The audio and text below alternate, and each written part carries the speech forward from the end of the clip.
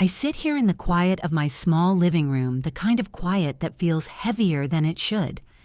My name is Agnes, and I'm 61 years old, sitting in the stillness of my modest living room, where the quiet feels heavier than it should. There's a weight in my chest. Tonight, a story I need to share with you, one that cuts deeper than I ever thought possible. It's about how my son, Daniel, shattered my heart, stealing something sacred from me, and how I found the strength to rise from that betrayal to stand taller than I believed I could. It all began with words that still echo in my mind, sharp and cold as a winter's edge. "You don't need it," old lady Daniel said, standing in my kitchen, clutching the wooden box that held my mother's heirloom jewelry. Those words weren't just about the jewelry, they were about me, about every sacrifice I'd made, every piece of myself I'd given to him. I was a mother, first, always. From the moment Daniel came into the world, his tiny fingers wrapping around mine, I knew my life was his. My husband Paul and I carved out a simple but warm existence in a small Ohio town. Paul was a carpenter, his hands calloused yet tender, crafting furniture with a care that mirrored how he loved us. I was the homemaker, the one who packed Daniel's lunches with notes tucked inside, who sewed patches on his jeans, who cheered at his school plays even when he forgot his lines. We didn't have much money, but we had love the kind that fills a home with laughter and makes you believe it'll last forever. When Paul died 10 years ago, taken by a heart attack in the middle of the night, I thought I'd known the deepest pain life could offer. I was wrong. Daniel was 25 when his father passed, already chasing his own path in the city, an hour's drive from our little town. He'd always been driven, my boy, with dreams bigger than our quiet streets, dreams of owning a business, of leaving his mark. I was so proud even when his calls grew rare, when his visits became fleeting. I told myself he was busy building a life with his wife Laura, a woman with a sharp tongue and a smile that never felt warm. I tried to love her for Daniel's sake, but there was a coldness in her eyes, a barrier I couldn't cross. Still, I gave them everything I had. 5 years ago, Daniel came to me, his face alight with ambition, asking for a loan to open a cafe. Paul had left me a modest inheritance enough to live comfortably if I was careful, and I'd saved every spare dime. I didn't just give Daniel the money, I invested it, becoming the silent partner in his business, my name on the loan papers, but never spoken aloud. It was my way of honoring Paul, of giving our son the chance to fly. The cafe opened with a buzz, a chic spot in the city's heart, all exposed brick and artisanal coffee. I'd drive down on weekends, my old station wagon creaking along the highway, just to sit in a corner booth and watch Daniel move through his world. He'd flash a smile, sometimes bring me a latte, but Laura was always nearby, her gaze skimming over me like I was a smudge on her perfect life. I didn't mind not then. I was content to be close to my son, to see his dreams take root. But the jewelry that was my heart's treasure, it belonged to my mother, passed down from her mother before her. A gold locket with a faded photo of my parents, a pearl necklace that shimmered like hope, a sapphire ring that felt like strength when I slipped it on. They weren't worth millions, but to me they were everything. I kept them in a wooden box Paul had carved for me when we were newlyweds, its edges worn smooth by years of my touch. Late at night, when the house was too quiet, I'd open it, let my fingers trace the pieces, and feel the women who'd worn them, their love, steadying me. It was a Tuesday when I noticed the box was gone. I'd been dusting, humming an old song when I saw the empty space on my dresser. My stomach twisted, a sick dread washing over me. I tore through the house, checking drawers under the bed, telling myself I'd misplaced it, though I knew I hadn't. My hands shook as I dialed Daniel's number, my voice unsteady as I asked if he'd seen it, if he'd taken it for some reason. There was a pause, too long, and then a sigh. "Mom, I needed the money." He said, his tone flat, like he was talking about the weather. "The cafe's been rough." I pawned it. "You don't need it, old lady. It's just stuff." I stood frozen, the phone pressed to my ear, the world tilting around me. Just stuff. Those words sliced through me sharper than any knife. I begged him to come over to explain, to tell me it wasn't true. He agreed, but he didn't come alone. Laura was with him. Her arms crossed her face, a mask of impatience. They stood in my kitchen, the same kitchen where I'd baked Daniel's birthday cakes, where I'd kissed his forehead after nightmares. He told me the cafe was hemorrhaging money, that the pawn shop had given him $2,000 for the jewelry, that it was the only way to keep his dream alive. Laura cut in, her voice like ice. "You're not wearing it, Agnes. It's not like you're going to galas." I looked at my son, searching for the boy who'd once run to me when he fell, but I saw only a stranger, his eyes avoiding mine. I pleaded with him to get the jewelry back, to use my savings, anything. He shook his head. "It's gone, Mom. Let it go." They left their footsteps echoing in my ears, and I sank into a chair at the kitchen table, the house so silent I could hear my own ragged breaths. That night I cried not just for the jewelry, but for the piece of my soul Daniel had taken with it. The weeks that followed were a fog of grief. I'd wake each morning, my eyes drifting to the dresser, expecting to see the box, only to remember it was gone. I'd drive by the pawn shop, my heart pounding, wondering if my mother's locket was locked in a case touched by careless hands. I stopped calling Daniel, not because I didn't long to hear his voice, but because I couldn't bear its coldness, the indifference that had replaced his warmth. Laura sent a text, one curt line, "Move on, Agnes. Move on." As if I could erase the betrayal, the loss of something that wasn't just mine, but my mother's, my grandmother's. I avoided mirrors, unable to face the woman staring back. Small diminished a shadow of who I'd been. I'd given my life to my family, my time, my love, my savings, and now I felt like I was nothing. The neighbors must have sensed something was wrong. Mrs. Carter, the widow across the street, started bringing over casseroles, her gentle eyes searching mine. I'd force a smile, thank her, but I couldn't tell her the truth. It was too raw, too humiliating. "How do you say your son stole from you, that he looked at you like you were worthless?" I started taking walks at dusk, needing to escape the house, the silence that pressed against me. Our town was small, the kind where people wave from porches, but I felt like a ghost drifting through familiar streets. One evening I passed the community center, its windows warm with light.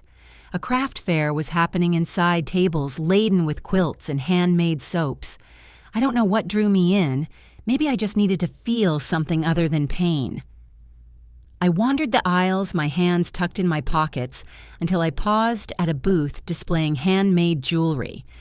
The woman behind it, about my age, had a kind smile.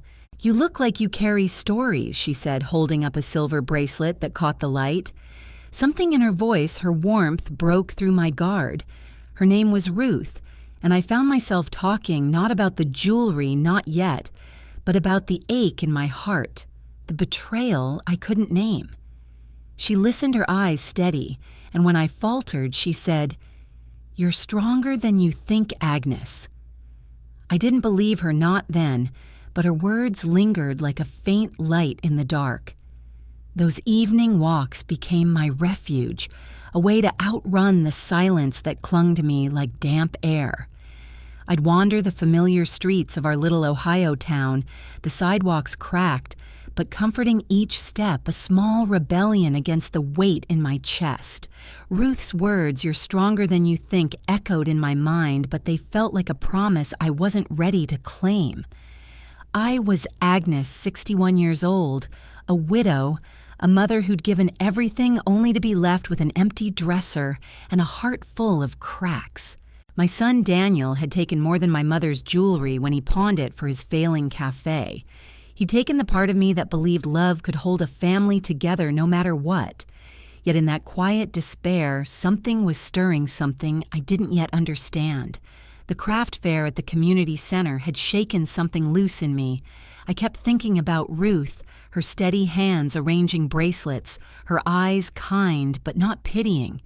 I hadn't told her everything, just enough to unburden a little of the ache, but her response had planted a seed. I found myself walking past the community center again a few nights later, not planning to go in, but drawn by the glow of its windows. It was a knitting circle this time, a group of women laughing over yarn and coffee. I stood outside watching their shadows move, feeling like an outsider in a world that used to be mine. I'd been a knitter once back when Daniel was small, making him scarves he'd wear proudly to school. The memory stung, but it also pulled me forward. I pushed open the door, my palms sweaty, and stepped inside. The women glanced up their chatter, pausing, but one of them, a woman with silver hair and a warm smile, waved me over. "Come join us, Han," she said like it was the most natural thing. Her name was Helen, and she handed me a pair of needles and some soft blue yarn without asking questions. I fumbled at first, my fingers stiff, but the rhythm came back, the click of the needles like a heartbeat. They didn't press me to talk, but as the evening wore on, I shared a little about Paul, about the house that felt too big now, about how I missed feeling useful. I didn't mention Daniel, not yet. The betrayal was still too raw a wound I couldn't expose. But sitting there, knitting a lopsided square, I felt a flicker of something I hadn't in months. It wasn't happiness, not quite, but it was belonging, a reminder that I wasn't invisible. Helen became a quiet constant in my days. She'd call to check on me, her voice bright but gentle, or drop by with a thermos of tea and stories about her grandkids. She was a widow, too.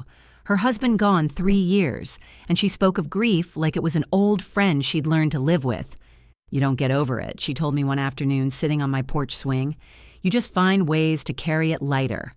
I wanted to believe her, but the weight of Daniel's words, "You don't need it, old lady," still pressed against me. I told her about the jewelry haltingly, my voice breaking as I described the locket, the pearls, the sapphire ring. She listened, her hand resting on mine, and when I finished, she said, "That's not just stuff, Agnes. That's your history, and no one gets to take that from you." Her words lit a spark, small but stubborn. I started driving to the pawn shop, not just passing by, but going inside, my heart pounding as I scanned the cases. The clerk, a young man with tired eyes, remembered the jewelry. "Nice pieces," he said. "Sold quick." My stomach dropped, but I pressed him for details. He checked his records, told me the buyer had paid $2,500 more than Daniel had admitted to getting. The pieces were gone, scattered to who knows where, but knowing their value gave me something to hold on to. I thanked him, my voice steady, and left with a plan forming, though I didn't yet know what it was. I started digging through old papers at home, the kind I'd ignored since Paul's death. In a box under the guest bed, I found the paperwork for Daniel's cafe loan, my signature bold on the page that named me the silent partner. I'd forgotten how official it was, how much power it gave me. The loan was through a local bank, one Paul had trusted, and I'd put up $50,000 of our savings as collateral. Daniel had promised to pay it back, but the statements showed he'd missed payments, the balance barely touched. I sat at the kitchen table, the papers spread out, and felt a shift inside me. It wasn't anger, not yet, but a clarity, a realization that I wasn't as powerless as I'd felt. I called the bank the next morning, my hands trembling, but my voice firm. The manager, a kind woman named Susan, remembered me from when Paul and I had opened our accounts. She pulled the loan file, confirmed I had the right to call it in to demand full repayment or take ownership of the cafe's assets. I didn't decide anything, then just thanked her and hung up. But the knowledge was like a key turning in a lock. I wasn't ready to use it, not yet, but it was there, a quiet strength I hadn't known I possessed. Helen noticed the change in me.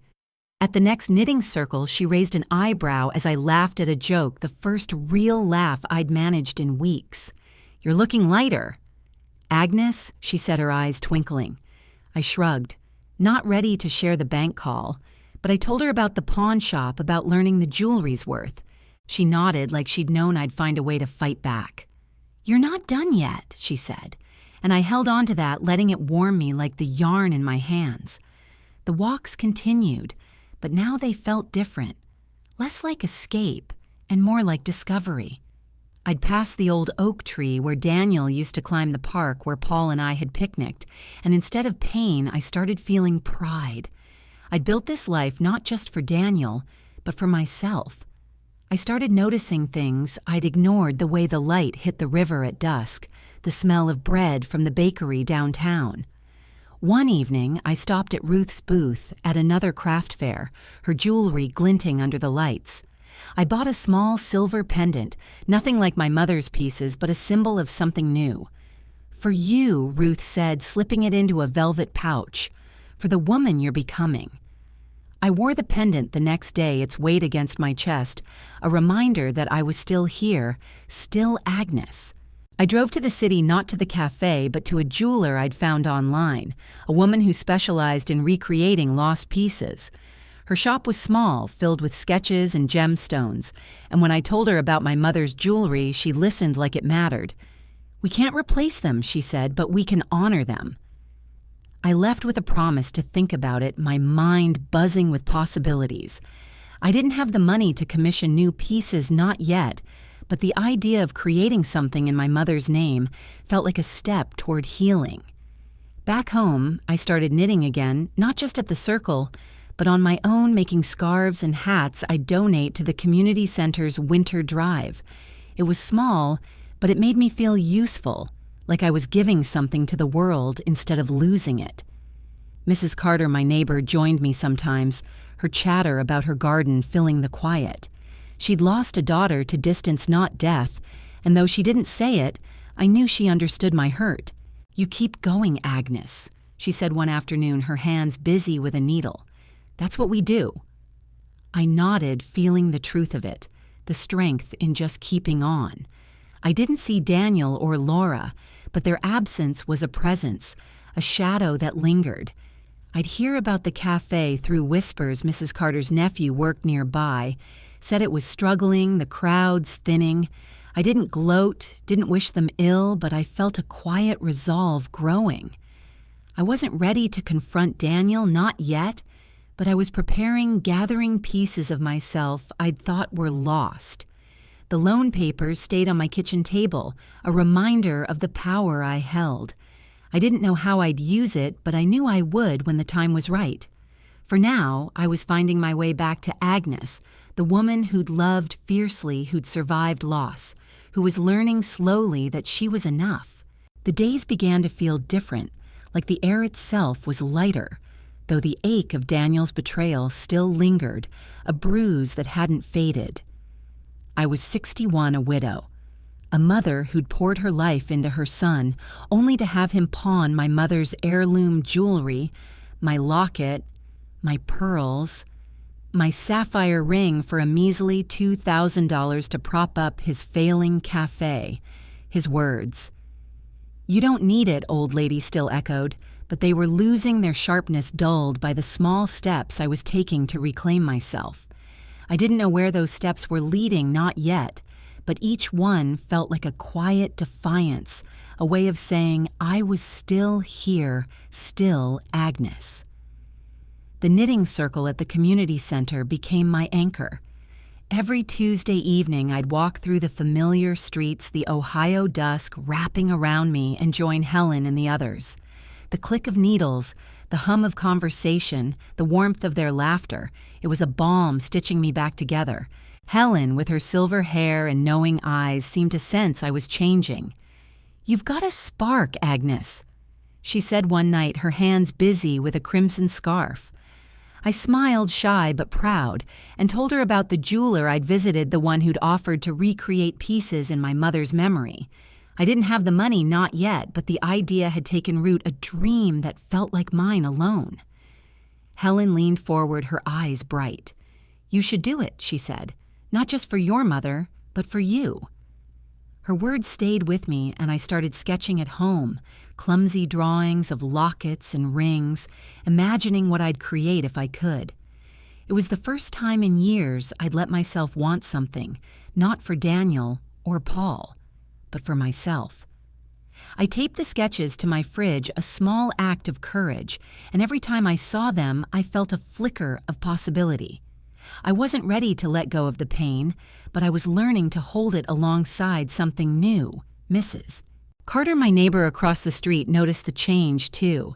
She'd taken to stopping by with cuttings from her garden, rosemary, lavender things she said would lift my spirits.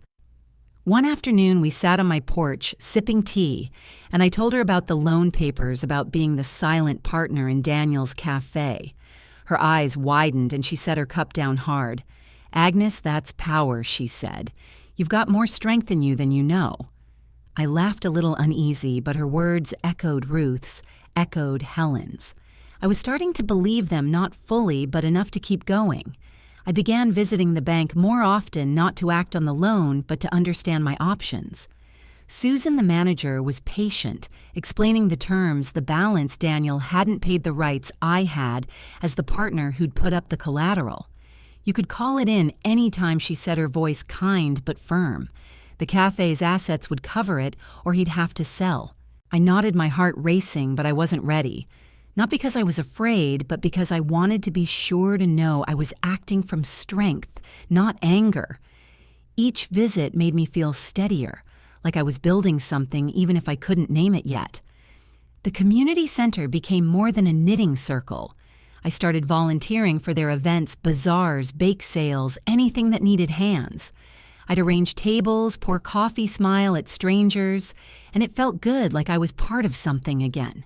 Ruth was often there, her jewelry booth a constant at every fair, and we'd talk not just about my loss, but about her life, her dreams. She'd started making jewelry after her husband left her away to rebuild. You find yourself in the things you create, she told me, and I held on to that, turning it over in my mind like a smooth stone. One evening, at a winter coat drive, I saw a woman about my age, her coat threadbare, her hands trembling as she picked out a jacket. I helped her try it on, and when she thanked me, her eyes wet, I felt a warmth I hadn't in years. I realized I wasn't just helping her, I was helping myself, proving I still had something to give. I went home that night and pulled out the loan papers again, not to read them, but to hold them, to feel their weight. I was starting to understand that my power wasn't just in the money I'd given Daniel, but in the choices I could make now. I kept sketching my drawings, growing bolder, more detailed. I'd sit at the kitchen table, a cup of tea gone cold, and imagine a locket with my mother's initials, a ring that captured her spirit. I called the jeweler, whose name was Clara, and told her I wanted to start small, maybe a single piece. She quoted a price $1,000 for a custom locket, but suggested I could sell something to fund it. "You've got stories in you," she said. "Maybe there's something you can let go of to make room for this." Her words hit me, not as loss, but as opportunity. I looked around my house at the furniture Paul had made, the dishes we'd bought together, and realized I was holding on to things that no longer served me. The next weekend, I held a yard sale. Mrs. Carter helped, her enthusiasm infectious, and we set up tables with old lamps, books, even some of Paul's smaller carvings. Neighbors came, their faces kind, and I sold more than I expected, raising $800. It wasn't enough for the locket, but it was a start, and the act of letting go felt like freedom. I kept one of Paul's carvings, a small bird he'd made when Daniel was born, and tucked it on my dresser where the jewelry box used to be. It wasn't a replacement, but a reminder that love could endure even through loss. I started writing, too. Not stories, but letters to my mother. Things I wished I'd said when she was alive. I'd sit by the window, the Ohio stars bright outside, and pour out my heart about Daniel, about the jewelry, about the woman I was trying to become. I never sent them, just folded them into a drawer, but they helped me feel closer to her, like she was guiding me. One night, I wrote about the locket, how I wanted to recreate it, not just for her, but for me to prove I could build something beautiful from pain. I cried as I wrote, but they were different tears, not despair, but release. The cafe lingered in my thoughts, a shadow I couldn't ignore. I hadn't seen Daniel or Laura, but Mrs. Carter's nephew kept me updated, saying the place was emptier every week, the bills piling up. I didn't wish them harm, but I felt a quiet justice in knowing their choices had consequences. I drove to the city one morning, not to confront them, but to see the cafe for myself. I parked across the street, watching through the window as Daniel moved behind the counter, his shoulders slumped. Laura was there too, her face tight, arguing with a supplier. I didn't feel anger, just a strange sadness, like I was mourning the boy he'd been. I drove home, the loan papers still on my table, and knew I was closer to a decision. Helen invited me to a pottery class at the community center, a whim she said would be fun. I went, my hands clumsy in the clay, but I laughed, really laughed, as I shaped a lopsided bowl. The teacher, a young woman with a gentle voice, said, "My bowl had character." I kept it not because it was perfect, but because it was mine. I was starting to see myself that way too, not perfect, but with character, with stories worth telling. Ruth came to the class too, and afterward we sat with coffee talking about her jewelry, about how she'd turned her pain into art. "You're doing it too," she said, nodding at my bowl. "You just don't see it yet." I was seeing it, though, in glimpses. The yard sale, money, the sketches, the letters, the knitting, the volunteering. They were pieces of a new Agnes one who wasn't defined by what she'd lost. I called Clara the jeweler and told her I'd find the rest of the money for the locket. I didn't know how, but I believed I could. I started selling my knitted scarves at the community center's next fair, each one a small victory. They sold out $200 in my pocket, and I felt a pride I hadn't in years. I was still Daniel's mother, still Paul's widow, but I was also Agnes, a woman with dreams, with power, with a future. I was shaping one stitch, one sail, one step at a time. The Ohio summer was creeping in the air, thick with the promise of heat, but I felt a new kind of warmth inside me, one that had nothing to do with the weather. I was 61, a widow, a mother who'd lost more than just my mother's heirloom jewelry when my son Daniel pawned it for his struggling cafe. His words, "You don't need it, old lady," had carved a wound I thought would never heal, but I was learning to carry it differently, to let it fuel me instead of break me. The knitting circle, the community center, Helen, Ruth, Mrs. Carter, they were my lifelines, pulling me toward a version of myself I hadn't known was possible. I wasn't whole, not yet, but I was building something stitch by stitch, choice by choice. The sketches on my fridge had become a daily ritual. I'd sit at the kitchen table, a mug of tea in hand, and add details to my imagined locket, a curve here, an engraving there, dreaming of the day I'd hold it a piece that honored my mother and reclaimed my story. Clara the jeweler had called to check, in her voice warm through the phone. "You're close, Agnes," she said, meaning the money, but I felt she meant more, like she saw the woman I was becoming. The $800 from the yard sale and $200 from my knitted scarves were a start, but I needed $1,000 for the locket, and I was determined to earn it myself. It wasn't just about the jewelry anymore. It was about proving I could create something from the ashes of what I'd lost. I threw myself into the community center's events, not just volunteering, but taking charge. When the annual summer fair needed a coordinator, I raised my hand, surprising even Helen. "You're a natural," she said, watching me organize booths and recruit vendors. I felt alive, useful, my voice steadier as I directed traffic or haggled with suppliers. Ruth set up her jewelry booth, and I helped her arrange her pieces, my fingers lingering on a silver ring that reminded me of my mother's sapphire. "You should sell your own work here," Ruth said, her eyes twinkling. I laughed, but the idea stuck a seed I wasn't ready to plant but couldn't ignore. I started teaching a knitting class at the center, just a small group of beginners, their hands clumsy but eager.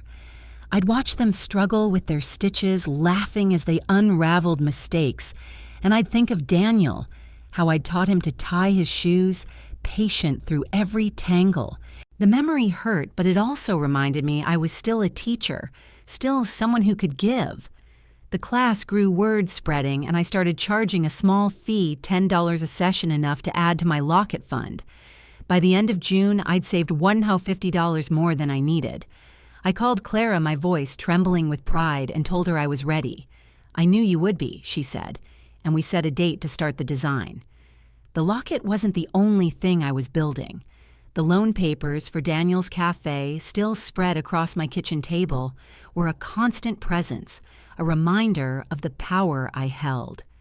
I'd visited Susan at the bank again, asking questions, learning the details of calling in the loan. The cafe was underwater. She said the missed payments piling up the collateral, my $50,000 untouched, but at risk. You could take it all, Agnes, she said, her tone careful. The business, the equipment, everything. I nodded, my heart steady but heavy. I wasn't ready to act, not out of fear, but because I wanted my decision to come from clarity, not vengeance. Still, the knowledge was a fire in my chest, warming me through the long nights. I started gardening, something I hadn't done since Paul was alive. Mrs. Carter gave me seedlings, marigolds, zinnias, and I spent mornings on my knees, the earth cool under my hands. I talked to the plants, silly as it sounds, telling them about my mother, about the locket, about the woman I was trying to be. The flowers bloomed bright against the faded paint of my house, and I felt like they were blooming for me, a sign I was growing too. Mrs. Carter would sit with me, her own hands dirty, and we'd share stories, hers of her daughter who'd moved away, mine of Daniel, though I kept the worst parts locked inside. "You're planting more than flowers," she said one day, her eyes soft. I smiled, knowing she was right. I drove to Clara's shop in the city, an hour's journey that felt like a pilgrimage. Her workspace was a haven of sketches and gemstones, and when I sat with her showing her my drawings, I felt like an artist, not just a widow with a broken heart. We designed the locket together, a gold oval with my mother's initials etched on the front, a space inside for a tiny photo I'd found of her young and smiling. "It's perfect." Clara said, her hands sketching as we talked. The cost was $1,000, and I handed her the cash, my savings from the yard sale, the scarves, the classes. It felt like a sacrament, a vow to myself. The locket would take 6 weeks, she said, and I left her shop lighter, the summer sun warm on my face. I didn't go to the cafe, but I heard about it through Mrs. Carter's nephew, who said it was barely hanging on the tables, empty, the staff cut. I felt a pang for Daniel, for the boy who'd dreamed so big, but it was tempered by the memory of his coldness, Laura's sneer. I wrote another letter to my mother that night, not about the pain, but about the locket, about how I was honoring her. I folded it into the drawer with the others, my heart full. I was starting to see my life as a tapestry, the threads of loss and love woven together, and I was the one holding the needle. The community center's summer fair was my biggest test. I ran it like it was my own business, coordinating vendors, setting up a stage for local musicians, even baking pies for the dessert booth. Helen and Ruth were there cheering me on, and when the fair opened, the town turned out, their laughter filling the air. I moved through the crowd, checking on booths, feeling like I belonged. Ruth pulled me aside, her face serious. "You should have a booth next year," she said. "You're knitting, maybe something more." I blushed, but the idea was taking shape, a vision of selling my own creations, maybe even jewelry inspired by my mother. I started experimenting at home, not with metal or gems, but with beads and wire, making simple necklaces I'd give to Helen or Mrs. Carter. They wore them proudly, showing them off at the knitting circle, and I felt a thrill I hadn't expected. I wasn't a jeweler, not yet, but I was creating, and it was enough. I saved the money from my knitting classes, not for the locket now, but for something bigger, though I didn't know what. The loan papers stayed on my table, their presence a quiet promise. I was preparing not just for Daniel, but for myself, for a life I was choosing. One evening at the knitting circle, Helen brought a newspaper, an article about a local woman who'd started a business at 65. "Sound familiar?" she teased, nudging me. I read it, my heart racing, and saw myself in her story, not the details, but the courage. I went home and pulled out the bird carving Paul had made, the one I'd kept from the yard sale. I held it, feeling its smooth edges, and made a decision. I'd call Susan at the bank, not to act, but to plan, to know exactly what calling in the loan would mean. I wasn't ready to confront Daniel, but I was ready to hold my power like the carving in my hands. The flowers in my garden were thriving, their colors a daily gift. I'd sit among them, sketching, writing, dreaming. I wrote a letter to Paul, something I hadn't done before, telling him about the locket, the fair, the woman I was becoming. I thanked him for loving me, for giving me Daniel, even if that love had led to pain. I folded it with the others, my drawer, a treasury of my heart. I was Agnes, still hurting, still healing, but stronger every day. My roots deep in the earth, I tilled my eyes on a horizon I was starting to believe in. The summer deepened, the Ohio air heavy with humidity, but I felt a clarity I hadn't known in years. I was 61, a widow, a mother who'd been cut deep when my son Daniel pawned my mother's heirloom jewelry, her locket, her pearls, her sapphire ring for his failing cafe, dismissing me with a cruel, "You don't need it, old lady."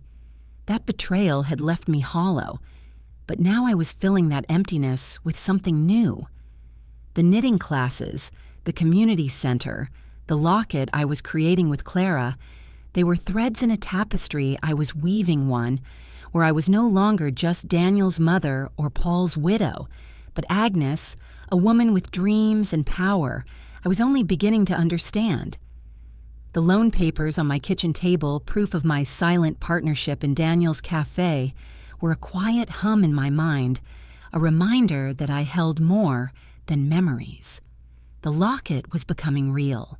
I'd visit Clara's shop every week, driving the hour to the city with a mix of nerves and excitement. Her hands moved with precision, shaping the gold, etching my mother's initials, with a care that felt like love. "It's going to be beautiful, Agnes," she said, showing me the half-finished piece, its surface catching the light. I'd nod my throat tight and tell her about my mother, how she'd worn the original locket every day, how it had held a photo of her parents. Clara listened, her eyes soft, and I realized I was sharing more than stories. I was sharing myself, the parts I'd kept hidden even from Helen and Ruth. The locket was due in 2 weeks, and I'd paid for it with my own money earned through knitting classes and the yard sale, a victory that made me stand taller. I was teaching 3 knitting classes now, each one packed with women from town, some my age, some younger, all eager to learn. I'd watch their hands, awkward at first, grow confident, and I'd feel a pride that warmed me through. "You're a natural teacher," Helen said one evening, her own needles flashing as she worked on a baby blanket. I smiled, but I knew it was more than teaching. It was giving, creating, building something that mattered. The fees added up $300 a month, and I saved every cent, not for the locket anymore, but for a future I was starting to imagine. I'd bought a small jewelry-making kit, beads and wire, and spent evenings at my kitchen table twisting them into necklaces and earrings.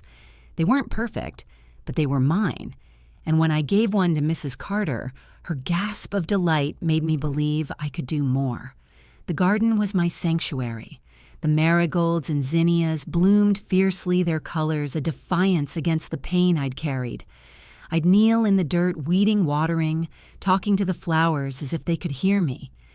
"You're doing well," I'd say, and I'd mean it for myself too. Mrs. Carter would join me, her hands quick with pruning shears, and we'd talk about everything: her garden, my classes, the town's gossip. I told her about the locket, about Clara, and one day I told her about the loan, about the power I held over Daniel's cafe. Her eyes widened and she set her shears down. "You're a force, Agnes," she said, her voice firm. "Don't you forget it." I laughed, but her words sank deep, joining the chorus of Helen's and Ruth's telling me I was stronger than I knew. I called Susan at the bank again, this time with a plan. I asked for a full accounting of the cafe's loan, every missed payment, every dollar owed. She sent me a file thick with numbers, and I spent nights poring over it, my reading glasses slipping down my nose. The cafe was in worse shape than I'd thought. $45,000 still owed the collateral. My $50,000 and Daniel's payments sporadic at best. Susan explained my options: call in the loan, seize the assets, or negotiate a sale. "You'd own the cafe, Agnes," she said, "or what's left of it." I thanked her, my mind racing, and hung up the papers heavier in my hands. I wasn't ready to act, but I was close to the decision forming like a storm on the horizon. The community center was buzzing with plans for a fall festival, and I volunteered to lead it, my confidence growing. I spent days calling vendors, booking musicians, designing flyers with a young volunteer who showed me how to use a computer program. "You're a quick learner," she said, and I felt a spark of pride. The festival was my chance to shine, to show the town and myself that I was more than a widow, more than a betrayed mother. Ruth and Helen helped, their energy infectious, and when I told them about my jewelry experiments, they insisted I set up a booth. "Just a few pieces," Ruth set her hands on her hips. "Let people see what you can do." I hesitated, but their belief in me was a tide I couldn't resist.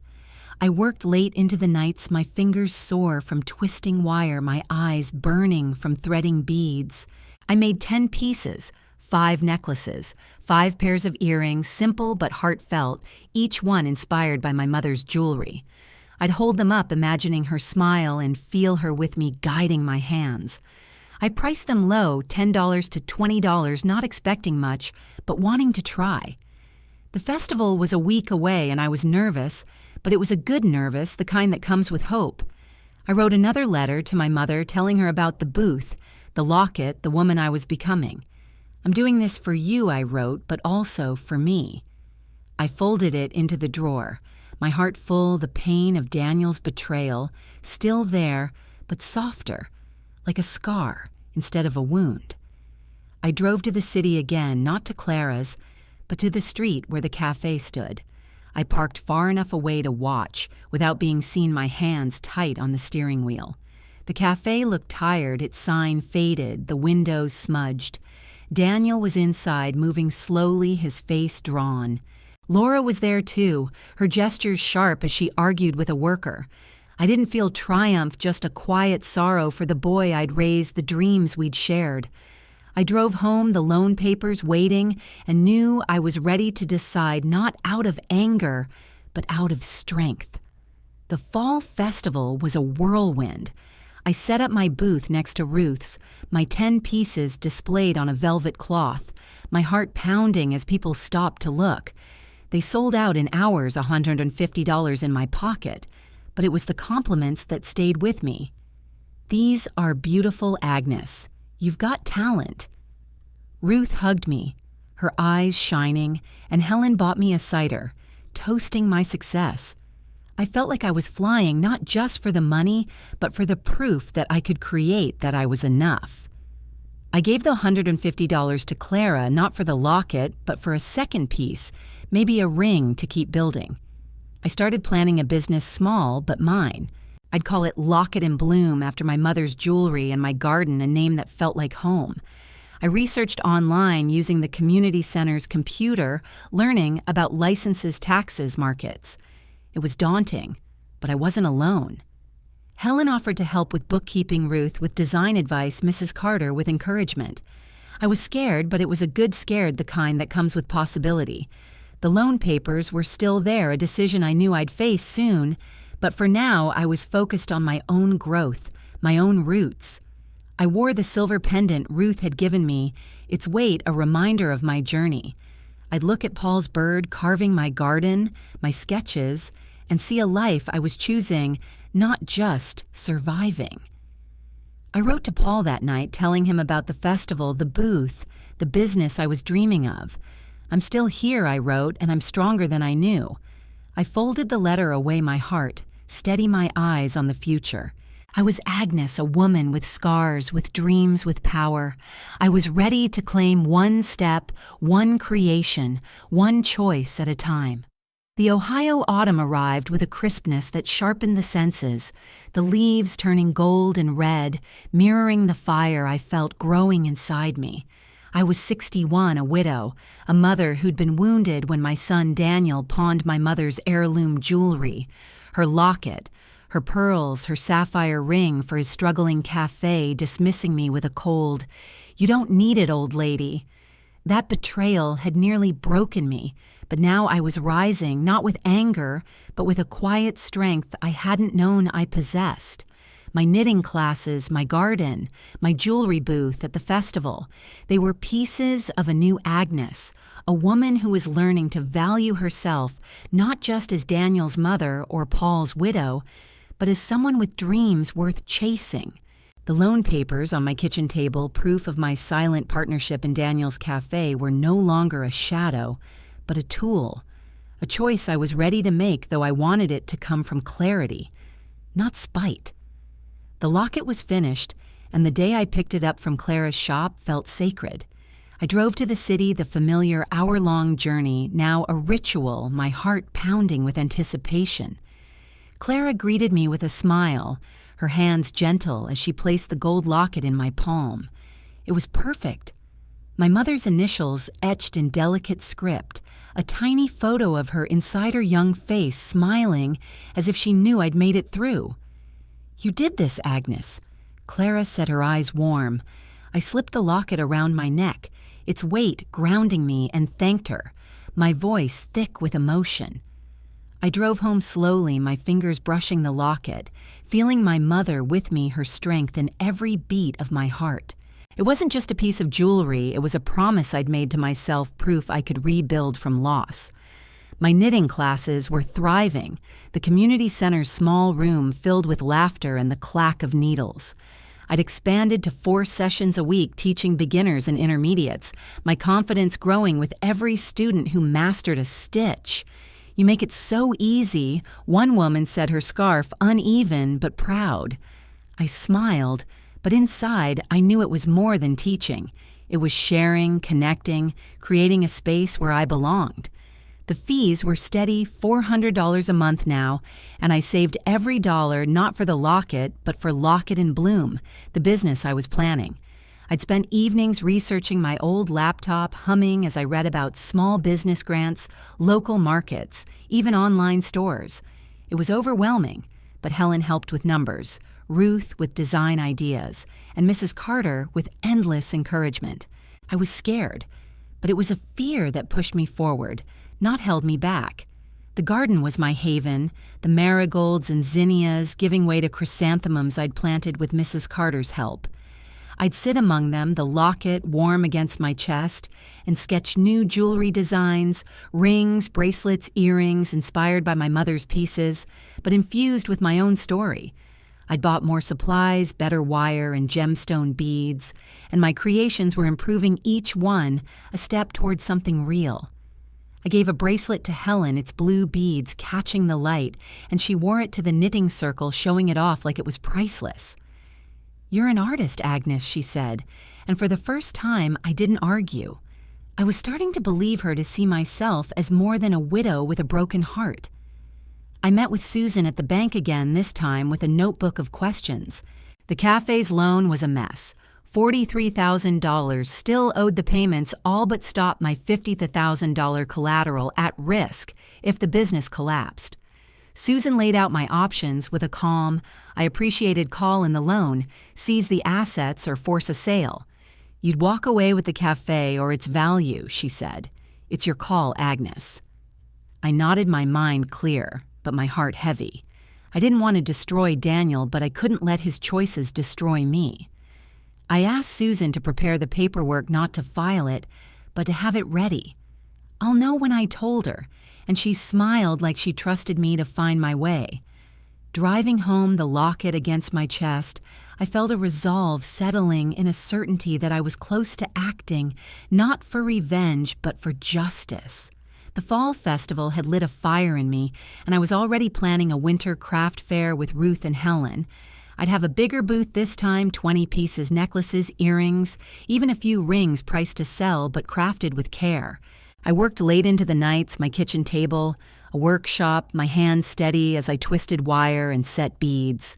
Each piece told a story, not just my mother's, but mine, the woman who'd survived betrayal and found her way back. I'd hold them up, the locket catching the light beside them, and feel a pride I hadn't known was possible. Ruth came over one evening, her own tools in hand, and we worked together, her expertise guiding me. "You're ready for more," she said, nodding at my designs. A shop maybe, or an online store. I laughed, but the idea was taking root, a dream I could almost touch. I wrote to my mother again a letter about the locket, the fair, the business I was building. "I'm making you proud," I wrote, "and I'm making me proud too." I folded it into the drawer, the stack of letters, a testament to my journey. I wrote to Paul too, telling him about the locket, the garden, the strength I'd found. "You'd love this, Agnes," I wrote, and I believed it, tears falling as I folded the paper away. The pain of Daniel's betrayal was still there, but it was quieter now, overshadowed by the life I was creating, the choices I was making. I drove to the cafe one morning, not to watch from afar, but to step inside. I hadn't been there in months, and the change was stark, the tables half empty, the air stale, the sign peeling. Daniel was behind the counter, his face tired, Laura nowhere in sight. He looked up, startled, and for a moment I saw the boy I'd raised, the one who'd clung to me during storms. "Mom," he said, his voice soft, but I held up a hand, not ready for his words. "I just wanted to see," I said, my voice steady. I left the locket warm against my chest and knew the time was near. I wasn't angry, not anymore, but I was ready to reclaim what was mine, not just the money, but my dignity. The Winter Craft Fair was days away, and I was a whirlwind crafting, planning, dreaming. My booth was ready, my pieces displayed on velvet, each one a piece of my heart. Helen and Ruth were my cheerleaders, Mrs. Carter my anchor, and when the fair opened, the town came their faces bright with holiday cheer. My pieces sold out again, $400 this time, and I felt like I was soaring, not just for the money, but for the proof that I could create, that I was enough. I gave half to Clara for a ring, the other half to my business fund, the dream of Locket and Bloom growing clearer. I applied for a small business grant, a process that felt like climbing a mountain, but Helen helped with the forms, her bookkeeping skills, a godsend. "You're going to do this," she said, her voice firm, and I believed her. I was planning a website, too, with Ruth's niece, a tech-savvy college student, who showed me how to set up an online store.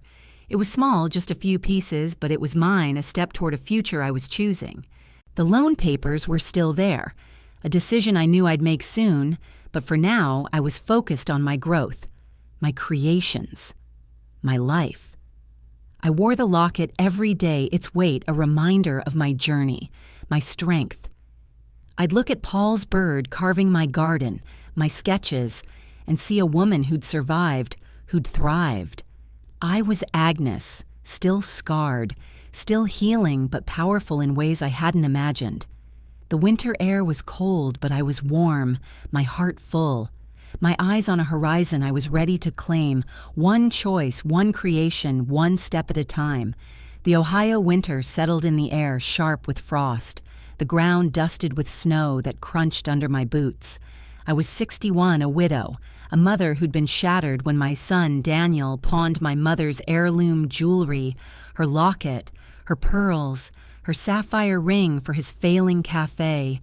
His words, "You don't need it, old lady," a blade that had cut deep. But I was no longer the woman who'd wept at her kitchen table, hollowed out by betrayal. The locket I'd created with Clara, the knitting classes, the jewelry I'd sold at the Winter Craft Fair, they were proof of a new Agnes one who'd found strength in quiet choices, in creating something from the ruins of loss. The loan papers on my table, evidence of my silent partnership in Daniel's cafe, were no longer a question, but a certainty. I was ready to act, not out of vengeance, but to reclaim my power, my dignity, my worth. The Winter Craft Fair had been a triumph, my 20 pieces selling out $400 in my pocket, and the praise of strangers ringing in my ears. "You've got a gift," Agnes, one woman said, her fingers tracing a beaded necklace. I'd smiled, the locket warm against my chest, and felt my mother's pride, my own pride intertwined. I'd given half the money to Clara for a ring, a sapphire to echo the one I'd lost, and the other half to Locket and Bloom, the business I was building. The grant application was submitted, my website live with 5 pieces each sale, a small victory. Helen, Ruth, and Mrs. Carter were my pillars, their belief in me a light through the winter dark. But the cafe, Daniel, Laura, they were a chapter I needed to close, and I knew the time had come. I called Susan at the bank on a Monday morning, my voice steady the locket, a talisman against my heart. "I'm ready," I said. "I want to call in the loan." Susan didn't hesitate, her tone professional but warm. "I'll prepare the notice," she said. "It'll demand full repayment within 30 days or the assets are yours." I thanked her, my hands trembling, not with fear but with resolve. The cafe owed $43,000, my $50,000 collateral, the backbone of the loan, and Daniel's missed payments had left him vulnerable. I wasn't destroying him.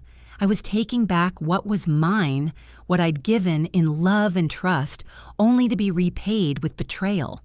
The notice went out that week, a formal letter Susan sent to Daniel and Laura with a copy to me. I held it the paper crisp and read the words, "Failure to repay will result in the seizure of all business assets." It was real, final, and I felt a weight lift, not of anger, but of clarity. I didn't tell Helen or Ruth, not yet. This was mine to carry, a choice I'd made alone, though their voices, "You're stronger than you think," echoed in my mind. I drove to the city the next day, not to the cafe, but to Clara's shop, where the sapphire ring was nearly done. "It's you," Clara said, showing me the design, the stone catching the light like a promise. I nodded, tears in my eyes, and told her about the loan the first time I'd spoken it aloud. "You're not just taking back your money," she said. "You're taking back yourself." I left her shop, the locket, and the promise of the ring anchoring me, and knew she was right. The community center was planning a spring market, and I was already designing new pieces, 30 this time, with bolder colors, finer details. I'd upgraded my tools, my kitchen table, a proper workshop, and Ruth had taught me to set gemstones, my hands steadier with each try. I'd sit there at night, the locket glowing under the lamp, and feel like an artist, a creator, a woman who'd turned pain into beauty. My website was growing 10 pieces sold online, and the grant decision was weeks away, a hope I held lightly but fiercely. Helen helped with the market's budget, her bookkeeping sharp, and Mrs. Carter offered her garden for a launch party if the grant came through. "You're a force, Agnes." She set her eyes bright, and I believed her, the locket, a reminder of how far I'd come. I wrote to my mother that night a letter about the loan, the ring, the woman I was becoming. "I'm not afraid anymore," I wrote, "and I'm making you proud." I folded it into the drawer, the stack of letters, a chronicle of my heart. I wrote to Paul, too, telling him about the market, the business, the strength I'd found. "You'd love this version of me," I wrote, and I felt his smile, his love across the years. The pain of Daniel's betrayal was still there, a quiet ache, but it no longer defined me. I was Agnes, a woman with roots deep in the earth, with dreams that reached for the sky. The confrontation came sooner than I expected. 2 weeks after the notice, Daniel called, his voice tight with panic. "Mom, what are you doing?" He said, no greeting, no warmth. "You're going to ruin us." I stood in my kitchen, the locket steady against my chest, and let him talk his words, a mix of anger and desperation. Laura got on the phone, her tone sharp. "This is cruel, Agnes. You're punishing us for nothing." I took a breath, my voice calm but firm. "It's not nothing," I said. "It's my mother's jewelry, my trust, my heart. You took that, and I'm taking back what's mine." There was silence, then Daniel's voice, softer, pleading. "Please, Mom, we'll lose everything." I closed my eyes, seeing the boy he'd been, but also the man who'd betrayed me. "You have 30 days, I said, and hung up my hands, steady my heart, heavy but sure. I didn't tell anyone, not yet, but Helen sensed something at the knitting circle, her eyes searching mine.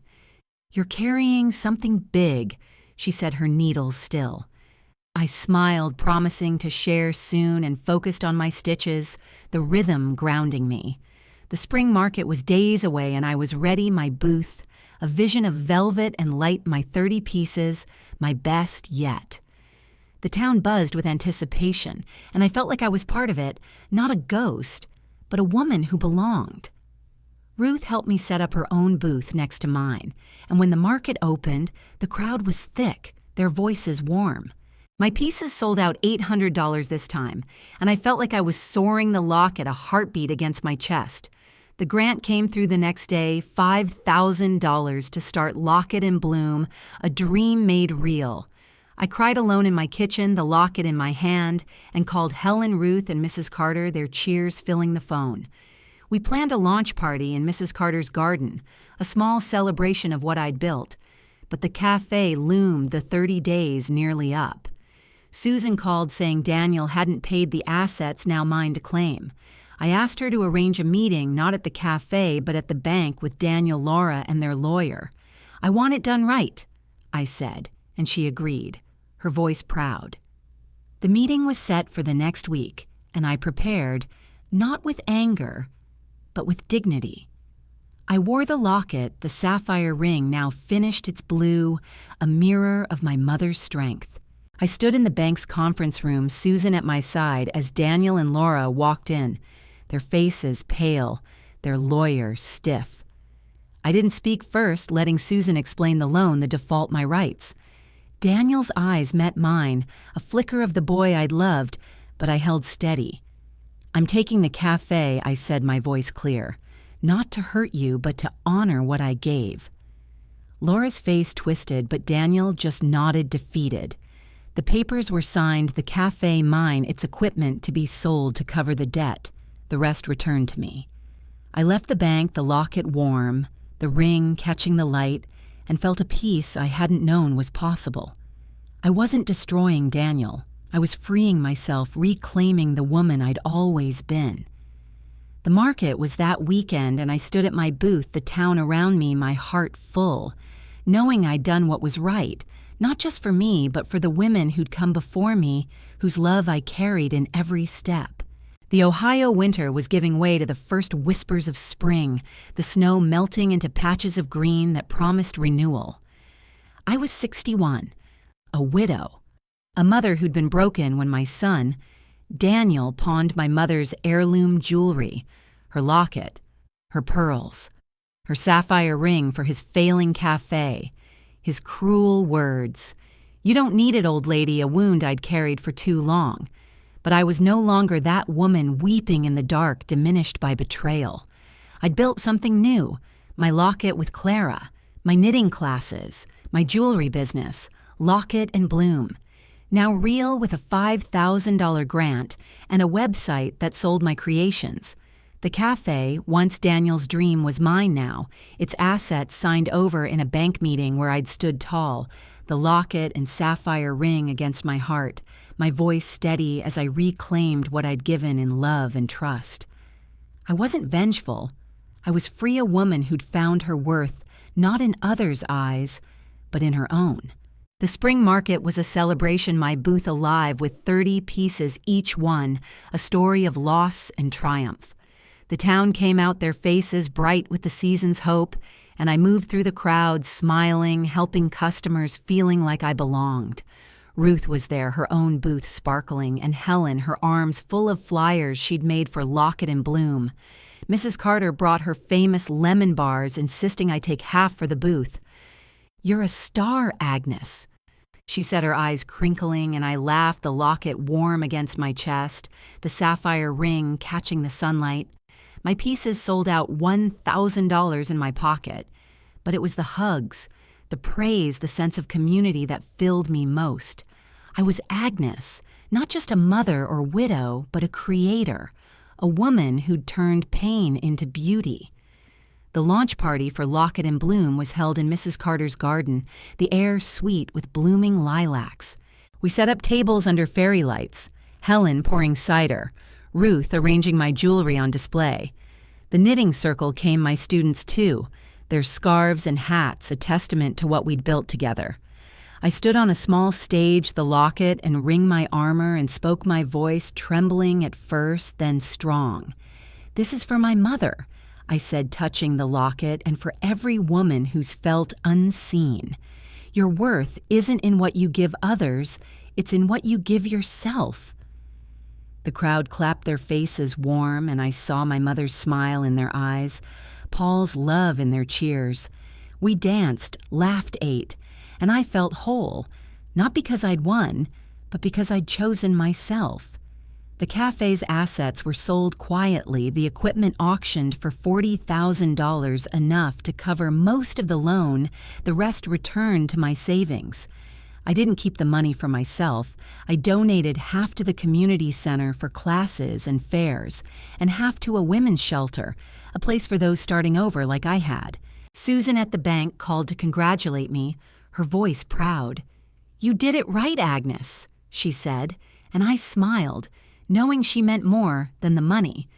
I'd done it with dignity, with grace, with a strength I hadn't known I had. Daniel and Laura moved away to a smaller town I heard starting over with less. I didn't wish them ill, but I didn't reach out. Some bridges burn not by choice but by necessity, and I was at peace with that. I expanded Locket and Bloom, hiring Ruth's niece to manage the website, adding new designs inspired by my garden marigold necklaces, zinnia earrings. The grant money bought better tools, a small studio in my garage where I worked with the radio on singing off-key to songs Paul loved. Clara became a mentor, visiting to teach me new techniques, her laughter filling the space. My knitting classes grew the community center, offering me a permanent room, and I started a jewelry workshop, teaching women to create their own pieces, their hands finding the same joy mine had. "You're changing lives," Helen said. Her eyes soft, and I shook my head, but I knew she was right because I'd changed my own. The garden thrived, my chrysanthemums joined by roses I'd planted for Paul, their petals soft as his touch. I'd sit there, the locket, and ring my constants, and write not letters now, but a journal pages of my journey, my dreams. I wasn't writing to my mother or Paul anymore. I was writing to myself, to the woman who'd survived, who'd thrived. I'd read them sometimes, tears falling, but they were tears of gratitude, of pride. The pain of Daniel's betrayal was a distant ache, a scar that told a story not of loss, but of resilience. I was Agnes, a woman who'd planted roots, who'd bloomed where she was broken. One evening at the knitting circle, I brought a small box, a gift I'd been planning. Inside was a locket, not mine, but one I'd made simpler with a single initial H for Helen. I gave it to her, my voice quiet. "For believing in me," I said. She opened it, her eyes wet, and hugged me. The room clapping their love, a warmth I'd carry forever. I gave one to Ruth, too, an R etched in silver, and to Mrs. Carter a C that shone like her smile. They were my family now, not by blood, but by choice, and I knew my mother Paul would have loved them, too. I visited the community center's new wing, funded by my donation, its walls bright with art from local women. My name was on a plaque, small but there, and I touched it, the locket, steady against my heart. I wasn't a hero, just a woman who'd kept going, who'd found her way. I started a scholarship with the Shelter for Women, starting businesses, a way to pass on what I'd learned. Your worth isn't measured by who accepts you. I told the first recipient, a young mother with fierce eyes, but by how you choose to honor yourself. She nodded, and I saw myself in her, the woman I'd been, the woman I was. I stood in my garden one morning, the roses blooming, the locket and ring catching the dawn. I held Paul's bird, carving its edges smooth, and planted a new rose, not for him, not for my mother, but for me. I pressed the soil, my hands steady, and whispered, "This is for you, Agnes." The wind carried my words, and I felt them settle a truth I'd earned. I was at peace, not because I'd forgiven Daniel, but because I'd forgiven myself for loving too much, for trusting too deeply. I was whole, not in spite of my scars, but because of them, a woman who'd built a life from love loss and the courage to begin again. I look at you now through this camera, and I see you women like me who've felt unseen, who've given until it hurt. I want you to know you're enough, that your strength is there, waiting in the quiet choices, the small creations, the moments you choose yourself. I wear this locket, this ring, not just for my mother, but for me, for the woman I am, the woman you are. Plant your roses, write your story, hold your worth. Close. You are not what they took, you are what you build. I lit a candle that night in my studio, its flame steady as I worked on a new piece, a necklace for no one but me. The locket rested against my heart, the ring glinted on my finger, and I smiled the Ohio spring outside my window, my life inside it full, fierce, and mine.